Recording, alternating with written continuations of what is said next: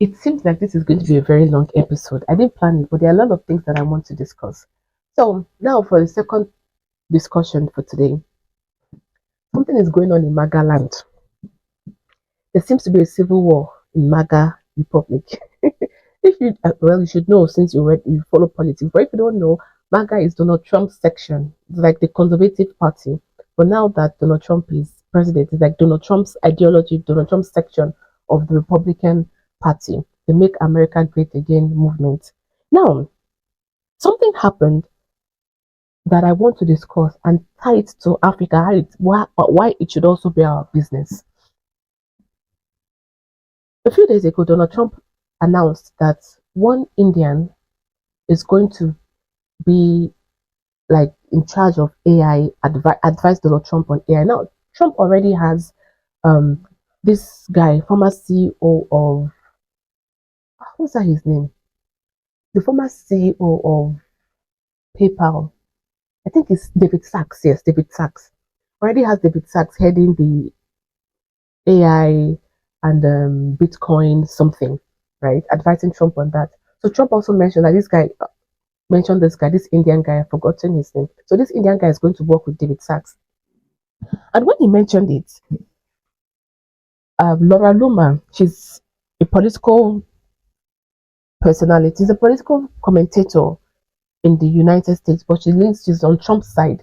So Laura Luma took issues with it because this guy doesn't, I think he celebrated this American H1B. Is it H1B or I think it's H1B. I'll find it on the I'll find it and put it on the screen. So he celebrated that H1B visa where it's a situation where America allocates 85,000 slots that American companies can use it to bring high skilled workers into the United States. So Laura Luma took a swipe at the guy because a lot of Americans say no to immigration. America first for them is America first.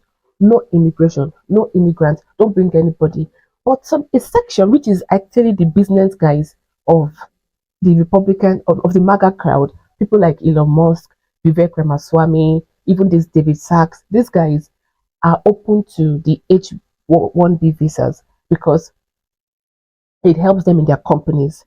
Now, the rest of the MAGA, they are saying no immigration, no good immigration, no bad immigration, no legal immigration, no illegal, don't bring anybody, get out. So this has caused the faction in the party. In fact, something that even made me laugh is that Elon Musk is always tweeting that there's nothing like racism in the United States. Oh, black people are complaining of racism. Oh, nothing like racism in the United States, blah, blah, blah. But when this fallout happened, he he called the MAGA crowd that is against these H1B visas, he called them racists.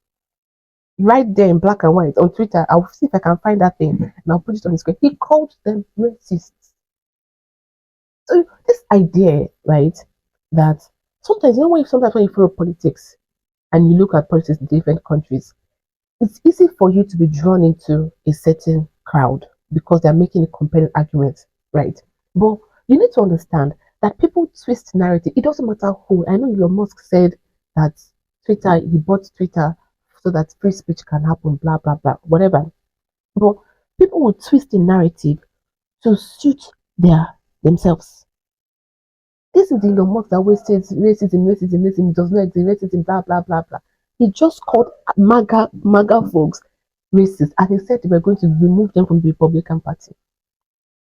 Vivek Ramaswamy too, when he tweeted his support of the H1B visas, he actually said the reasons why because they say the reason why these American companies and these tech boys and these big corporations like the H1B visas is because it brings in migrants who are so dependent on the company. Because if they leave the company, they go back to their countries.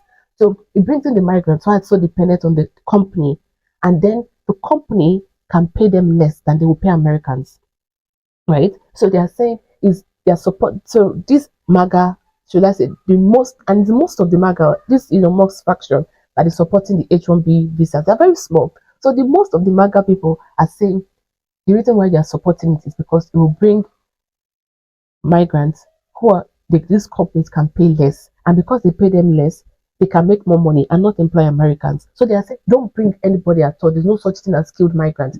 Use Americans that are here and pay them what you're supposed to pay them. Now Vivek took an issue with that and said that he's going to, I'm paraphrasing his tweets. I'm paraphrasing his tweet. He now said that his note is going to take a flank for what he is about to say, but he's going to say that the reason that they have more skilled workers in certain areas out from outside, or this thing turned out to now be like India versus US. So that's well, so the reason why they have more skilled workers from outside is because of America's culture. America's culture celebrates mediocrity. For those skilled immigrants that are coming from outside of the United States, that they're hardworking and they do the best. So America should stop watching all this 90, called a lot of 90s soap opera, even the small lifestyle, that they should work very hard, blah blah blah. Then the Americans went mad in the streets and called him a Hindu nationalist and called him a Hindu nationalist. Right? So this thing is the main fight. Now, like I said, although this H1B visa is for everybody, but they now turned out because the thing that triggered it was Laura Luma's issue with this Indian that Donald Trump just brought into his administration. So that was what. So it now turned out to be an American-based Indian thing. So they spent time insulting Indians, say that Indians they don't have toilets in their don't have toilet papers and toilets in their country. They say they are skilled immigrants. Blah blah blah. Then they now ask them that the Indians will now answer them and say, "Who is the CEO of Google? Is it not an Indian? The CEO of Microsoft, is it not an Indian? The CEO of this, CEO of that, CEO, blah blah blah. Are they not Indians to show that they are more skilled than Americans? Americans will now say, well, your CEO, did you start the company? It's been crazy. But I'm bringing this to our attention because it's not just Indians that use the H1B visas, right? That's what I'm talking about because I know several Nigerians have used it to relocate. And even the person who the person who I know personally who went to Microsoft with that visa. So, and Nigerians also use that visa. So, and remember that Nigeria, there was a report, and I heard this report from Tucker Carlson. There was a report that Nigerians are one of the most successful ethnic groups in United States. They even earn more than white Americans on average. Because Tucker Carlson was citing that to show you that, well, to say that white supremacy does not exist, blah, blah, blah. That was why he was citing. So I thought it was a very interesting thing. And even Nigerians in the United States, since we're talking about USA, are one of the most educated groups, ethnic groups, like in the United States. So I'm bringing this up now is for you to understand the way the world is changing. You see that era where your country may be going a certain way in Africa and you think it's not going in the right direction, and you just say, well, fuck it, I'm going to leave this country. And you leave to set up a rewarding life in the United States or Great Britain or sorry, the UK, or maybe even in France, somewhere in the West. That era is quickly coming to a close.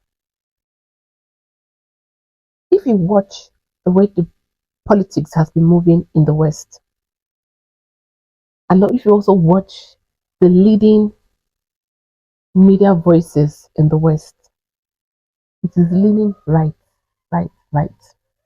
One of the reasons why Donald Trump won this election is because the Conservative Party in the United States have so masterfully, and I'll give them credit where credit is due, they have so masterfully created a powerful media force. Traditionally, media is a left thing. That's why if you look at the mainstream media, they always talk in favor of the Democrats, right? And then they mean Trump and the MAGA movement, but their primary focus is Democrats. But if you look at the alternative media in the United States, it's not just it's MAGA, it's a MAGA thing. So that was one of the, and then Elon Musk now bought Twitter and turned Twitter right. So that's one of the things that helped Trump secure a second term. Now I said that to say this.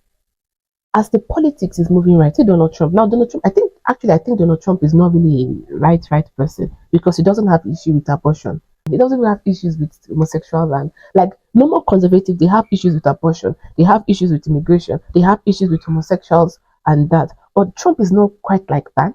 Do you get? But if we look at the way the politics have been moving, even let's look at Europe. We saw Italy move to Giorgia Meloni and a hard right party.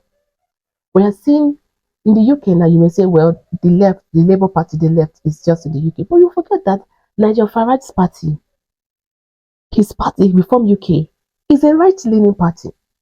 And it's more like populist rights. UK is a right-leaning party. He just announced yesterday or day before yesterday that his party, that is Reform UK, is now the number 2 biggest political party in the United Kingdom. When did he start this political party? He just started it. They now have more registered, like more members, and the Conservative Party, which is probably the oldest party in the United Kingdom. But remember, he's right. Even though Musk has even said something supporting him. Let's look at Germany. Even right now, Germany is playing back and forth, no problem. But look at the party that is rising, the AfD, the AfD. The AfD is right. Look at Hungary. Hungary is right. Look at Poland. Poland is right. Look at France. Macron has gone up and down, trying to turn everything over its head against Le Pen's party, Le Pen and her party, because they don't want the rights to come in. But the more they are doing this, the more people are moving, and I mean the population, they are moving to Le Pen and her party. What am I saying? This, and I don't have an issue with whether left or right, whatever, do your politics. But one of the core thing, one uniting thread across the right, and I'm from the United States to the UK, to Germany, to France, everywhere, one uniting thread, right, is their anti-immigration. They do not support immigration. So that era of something going wrong in your country, in Africa, and you just say, well, F you, maybe Botswana, or F you, maybe Sudan, or F you, maybe Algeria. I'm going to France. I'm going to Germany. I'm going to the United States. I'm going to the United Kingdom. That era is gradually coming to a close. It's gradually coming to a close. I saw a report this week that every second Africa in this past year, every second African has considered leaving his country in this year. Do you know what it means? 1 in 2. Do you know what that means? 1 in 2 Africans has considered leaving his country or her country in this year. The world is changing. The world is changing. That idea of just saying, you know what, F you, and you just throw in the towel and you pack your bags and go to another country, that era is coming to a close. Let me give you an instance. See Canada. Trudeau in Canada, they've had this illegal immigration path where they want to get skilled workers coming to Canada to get into their workforce, right? And as they're in their workforce, they can add to the growth of the Canadian economy. So they just the only thing Trudeau, this administration is focused on is actually getting skilled workers. And there's a number they request for every year in hundreds of thousands. And this thing has been going well for, I know a lot of Nigerians who have gone to Canada with this thing, and even India. I think it's Nigeria and India. Even Indians have gone. A lot of Africans have used this Canadian skilled immigration something to move to Canada. Right? And they, like I said, they have a certain number in hundreds of thousands they get every year. But this year, what happened? Because of pressure that the right, which is another place, look at Canada is turning rights to this guy, Pierre Poilievre, is turning rights to him. But I think that the same way the Democrats and the Republicans in the US are the same thing. The only difference is the MAGA faction, but the Democrats and the Republicans are the same thing. It's the same way I think that Trudeau and Poilievre are the same. Their parties are the same. The same way, if you look in the UK, you find out that the conservatives and Labour is the same. So this populist movement now is what is making the difference. But anyway, because of the pressure of these anti-immigration people in Canada, Trudeau has reduced the number of skilled immigrants coming into Canada. He has just reduced it. So if 1 in 2 Africans are saying we are going to leave Africa to go somewhere in the West or maybe even Asia, because even Asia now we're going, a lot of us are going to Asia. If we are thinking we are going to keep doing this in 10 years down the line, 20 years down the line, we'll be very mistaken. Listen, we'll be very mistaken. The most important thing now, when the heat comes in your country, you don't like the way things are going, you need to understand that nation building is a collective effort. It's a collective effort. So don't live in La La Land and say, oh, I'm leaving Nigeria because the Nigerian government are not even serious about improving Nigeria. No, no, because you need to realize that you have, I'm not talking to Americans that have been in the US for maybe centuries, right? I'm talking about these Africans, like first generation immigrants. You can go. It's, like I told you, a lot of people have gone. It's not a problem.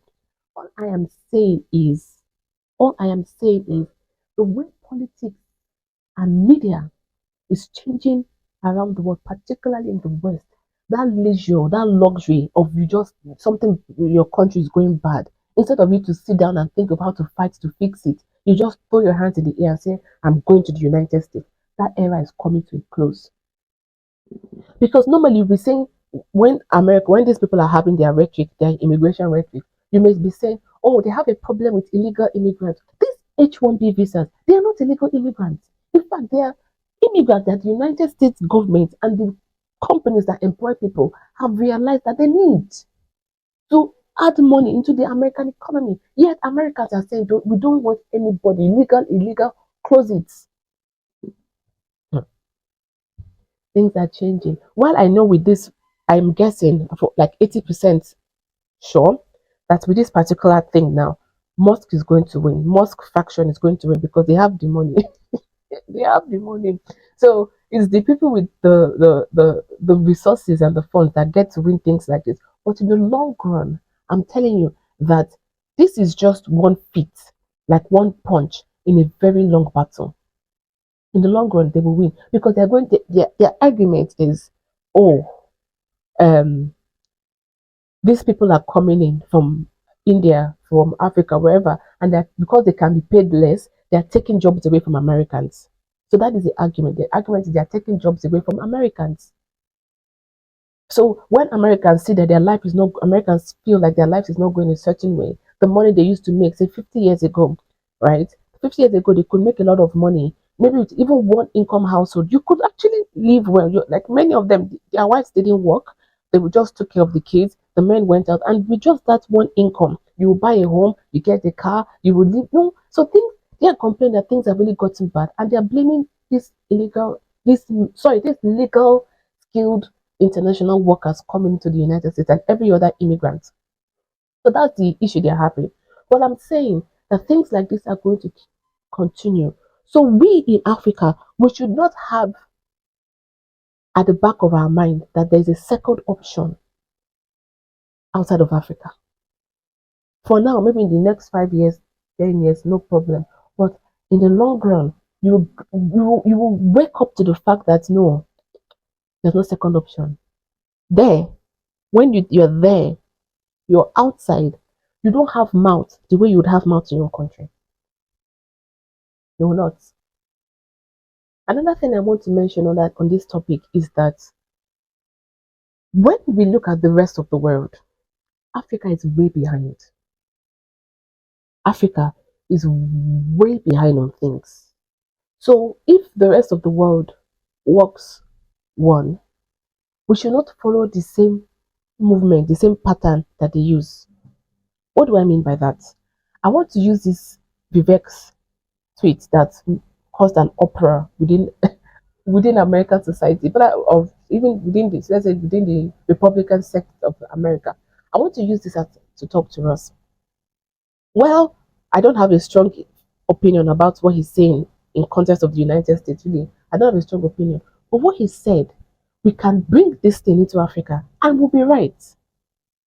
You see that era of we just being lackadaisical about things, particularly in politics, of just allowing things happen and move.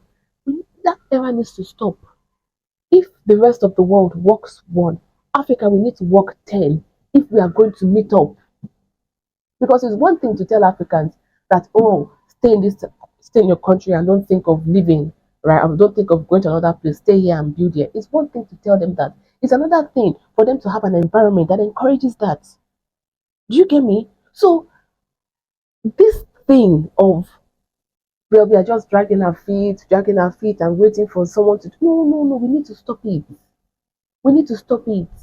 Because the way the world works, the world is, like it or not, the world is cutthroat. Like it or not, in this world, might is right. And if you are weak, anybody will take you and play. I have said, okay, see what we are just talking about France using Nigeria, using Tinubu and Nigeria to do Niger. Do you get? Anybody can play you like like a drum. They can play you like a rookie because you're inconsequential. But if we want to bring Africa to a place of strength, and like I have always said on this show, we want to create an African pole in the multipolar world. If we're going to do that, we're not going to walk and behave like the rest of the world. We are going to walk and behave like our lives depend on this place working because it does. Because it does.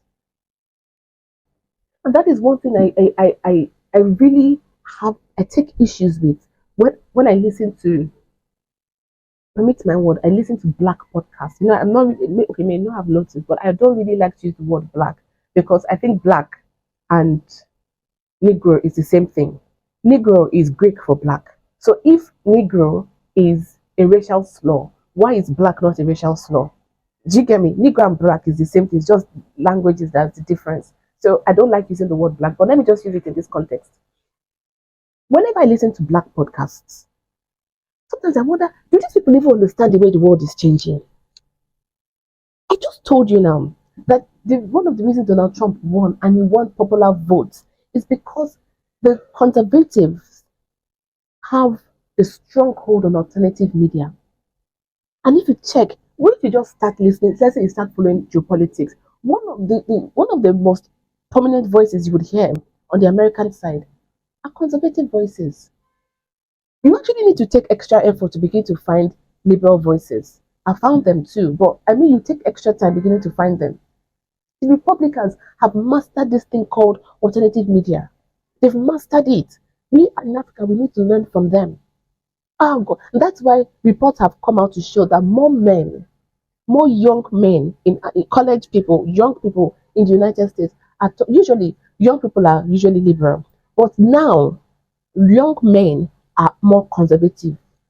It's just the young women that are still liberal, but the liberals have lost young men. Why? American conservatives have mastered, they've so successfully mastered media, alternative media. And one thing you will find out that is true for American conservative media is that they praise men. You know, they paint men like, I think men are very important in society, right? But so it's very normal for young men, to be drawn to that. So we should learn. That's one of the reasons you see every time we talk, it still comes down to media. We in Africa, we also need to gather. That's why I'm starting this thing next time. We need to gather our media voices. But let me go back to this black podcast I was talking about. When you listen to many of these black podcasts in Africa, many of them, majority of them, the talk you're hearing is sex, sex, sex, relationship, sex. Sometimes I'm like, do you people even know what's going on in the world? For the past 600 years, let's use 600 years and see the way the world has transformed, right? We have Africans, those of African descent, have ended up with the short end of the stick every single time. Look at it.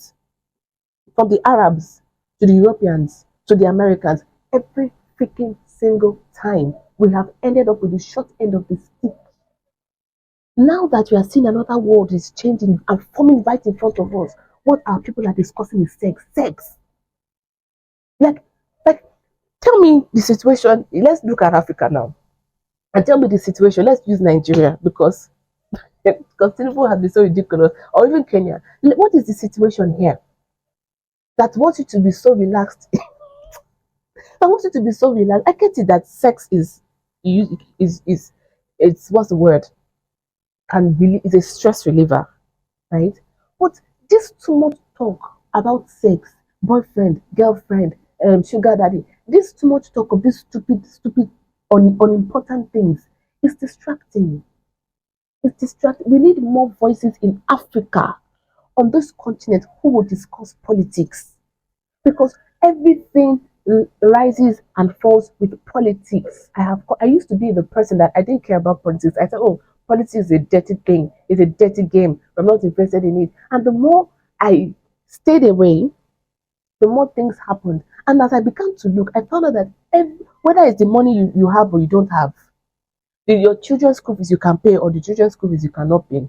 The girlfriend, since it's sex you want to discuss, this girlfriend or the boyfriend, you can take shopping and you can enjoy life together, or the one you cannot enjoy life together. The unnecessary death and accidents you experience in your countries. I saw one that if there was an accident in Nigeria and there was no emergency on the highway, all of those things boils down to politics. All of Christmas came, you do not have food to feed your family. It's Tinubu and his political decisions.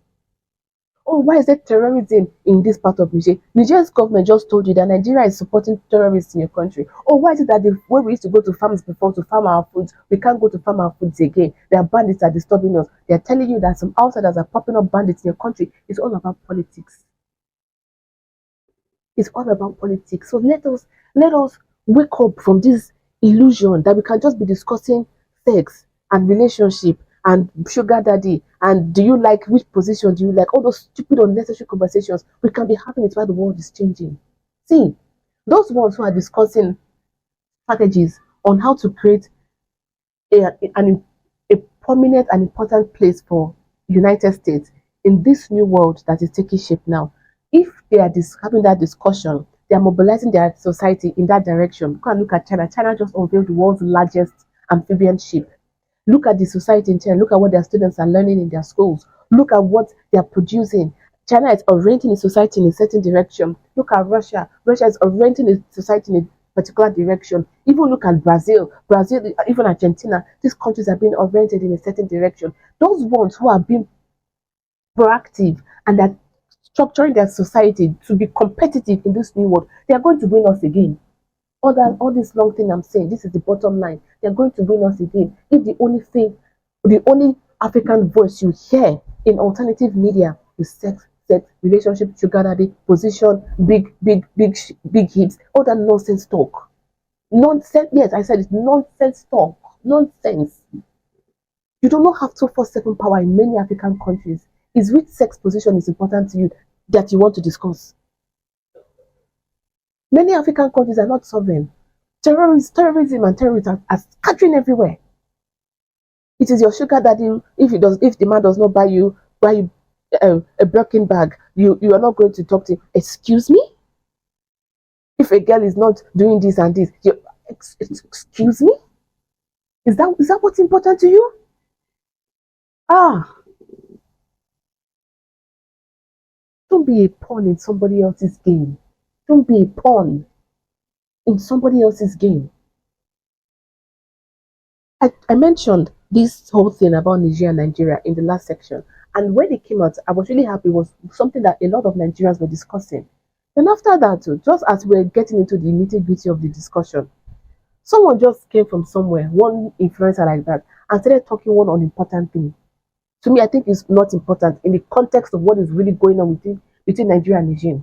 Then another one came out, and that another very influential person is gay. They're now releasing some raunchy chats, and so it just distracted Nigerians. Nigerians were so engrossed in these things. I'm like, sure. I understand that it's like many times, right? This whole discussing politics or focusing on politics can be exhausting in like Africa, mainly because you feel there's nothing you can do about it. So you wanting to keep talking and talking and talking and talking is not going to get anything changed. So I understand you rather just distract yourself with several other things than focus on politics. But I'm telling you, the same way you have been distracting yourself since, likely since you were born, you've been distracting yourself. Situation did not change, it only got worse. That is why I said, let us try something else, right? So let's learn from the United States. Even let us learn from the conservatives in the United States. See what they have done with media. We can replicate it. No, there's no law that stops us from replicating it. Let us, I'm not saying you that wants to talk about sex on your podcast, you're probably saying, Amanda, you cannot boss me what I'll discuss. No problem, right? But I'm saying, let us have more people that are discussing geopolitics in Africa than we have that are discussing unimportant matters. That's what I'm saying. So you now, next year, arrange yourself. We are going to launch this our African media movement. And once we launch it, you will pick your phone. You will pick your phone. The same way I've put my phone in front of me, and every week I come out and I discuss matters affecting African geopolitics. It's the same way you bring your own phone and you discuss African geopolitics. Or if you don't want to talk to a camera, you are going to do a podcast. Or if you don't feel like you know how to talk very well, you are going to write news stories, like handle a blog or a Telegram channel or something. There should be those of us who follow this channel. By next year, by January next year, by next year, there should be few of us. In fact, there should be none of us who is not involved in discussing African geopolitics. Nobody. Nobody. Let our voices become louder than those of them that are distracting us with sex, sugar daddy, sugar mommy, um, all these things that are not important. Let there be more of us than there are of them. That way we can make politics prominent place, front and center of in the everyday lives of many Africans. Now I want to round off this section by by discussing this push against immigration that we are seeing across the West. Yes, many times we've said the immigration is part of the America and the Western foreign policy of bombing everywhere and causing economic sabotage with the IMF and the rest of them. Yes. Well, I want to shed light on a certain angle that many people don't discuss. Americans are upset that these immigrants that are coming in are taking their jobs, right? The problem is not the immigrants. The immigrants too, and people don't just stand up to leave their country. They don't just stand up to leave their ancestral homeland, right? They're not running to America because hey, like it's the place they just want to go. No, people are leaving their countries because of something. Something is chasing them. So the problem that many times people have not looked at to discuss is this globalization. Globalization is a problem. Why? Because many people in the world did not benefit from globalization. United States benefited, but it wasn't every African. The Americans that benefited were the rich corporations, the big businesses, were the ones that benefited. Another country that benefited is China. And it was in the, when you hear Americans say that China stole American industries, they took American industries to China. I said, no, China did not steal America's industries. American businesses took their industries to China. That was what happened. The Chinese were on their own. They said, oh, you need to do free market capitalism. You need to open your market. So China said, okay, we'll start bit by bit to learn. Let's see how it goes. So the Americans said, okay. And then American companies saw that maybe the $1,000 they will pay an American, they may give a Chinese $10. They packed, they packed all their companies and all their industries and they put it in China. And the Chinese played the game well. They did. Give credit where credit is due. China played the game well. And so China decided to spread that technology, the industries were taken there, to spread it across their country. The China we are seeing today is because some people thought in a certain direction of how to benefit China when China was entering this World Trade Organization and all these other globalist institutions. But the rest of the world, we lost. Like we in Africa now. A normal thing you say is that let's let's use Niger since we're talking about Niger. The uranium in Niger should work to the benefit of the Nigerians. After all, God gave it to them. But the way the globalists decided to play the game was different. They said the uranium in Niger should be taken out of Niger, refined somewhere else, and sent somewhere else. Like those countries in across Africa that have crude oil, they will take your crude oil, they will take it and take it to Netherlands to refine it in Netherlands. Netherlands that does not have crude oil. Then they will sell you your crude oil. They tell you it's free market capitalism. It's free market. So at the end of the day, Africa was the biggest loser in this globalization thing. Africa was the biggest loser. Biggest loser. Because sometimes you think, how is it that things have gotten so bad? It's got so bad because this is the system. And that's one of the things this globalization just reinforced. It reinforced colonialism. This is the system of colonialism. This is it. India, before the British went there to cause the disaster they caused in India, India was always important when it came to global trade. India, you remember them for their textiles, their fabric, their textiles. You remember them for their spices, so many things. India was a huge trade route. Look at the gemstones, all these things they were taken from India, that India has, diamonds. But once the British came in and they said, well, we've come to town, we are the boss. How is it that India went from a global economic powerhouse to the poverty capital of the world until recently? The British and colonialism did it to India. They broke India's back. When they found out that into, I think maybe to even punish the Indians, they cut off the thumbs or the arms of many Indians that work in this textile thing. So they couldn't teach the trade to the next generation. They cut off their arms or their thumbs, something. All the gemstones, all the diamonds, go to the British. That's the British. Is it Queen Mary's crown? One of these crowns in the United Kingdom. One of these ones that the monarch wears. A stone, a diamond that was taken from there is gracing that crown. It's there. Many of these royalties across Europe. Look at, check how they got the diamonds they wear, or the emeralds, or the rubies. Many of these things they took in colonialism. Look at it. See in Africa, it's the same story. So the problem with even with Africa, one of it why I said we got the really the when you say the worst of the worst, the short end of the stick is that just this whole globalist institution, globalization, was kicking in just as African countries were so-called gaining independence. So African countries didn't have enough room, right, to actually execute policies for themselves because they were already drawn in. They say, oh, you now, they'll tell you when you want to go and take loan from the IMF. They tell you, oh, this loan you're taking, as you're taking, one of the conditions for taking this loan is that you're not going to have an automobile industry. You're just going to import your cars. Because you want the money you sign. And so many African countries were engaged in wars, war that was stopped by outsiders. If, if we take the time to look at many of the wars that we fought in Africa, just after before and after, just little bit before when we started having political talk about political governance, self-governance, when we started having all that talk, if you look at many of those wars, they're nonsense. By the time you finished fighting the war, you were so poor, you were so broke. You went to the IMF to take money. The IMF trapped you. They trapped you. You cannot escape.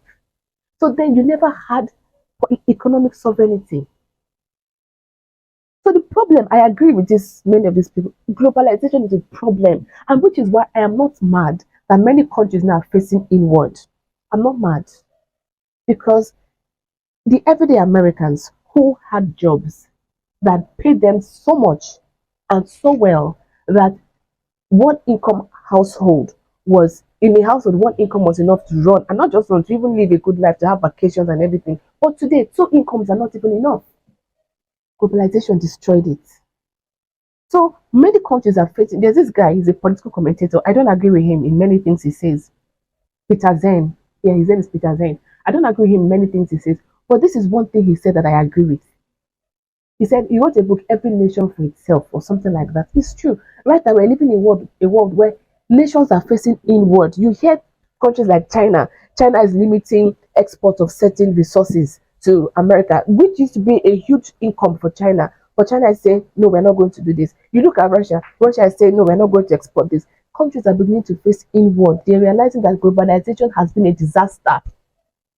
It impoverished many more people than it brought out of poverty. And if you look, if you know, they argue and they say, well, globalization has helped. Look, before the world economy was at so and so, but today it's in so and so. Yes, it's in so and so today, but in the hands of a few people. It's in the hands of just a handful of people. That's why I said it benefited people, but just a handful of people. Majority of the world's population did not benefit from globalization. So as Americans are getting angry at skilled immigrants or any immigrants at all, instead of taking the anger at these immigrants, the immigrants too are suffering the same thing you are suffering. One of the reasons why they're running out of the country is because of the thing that is even making you angry in your country. So you people have collective enemies, the same problem.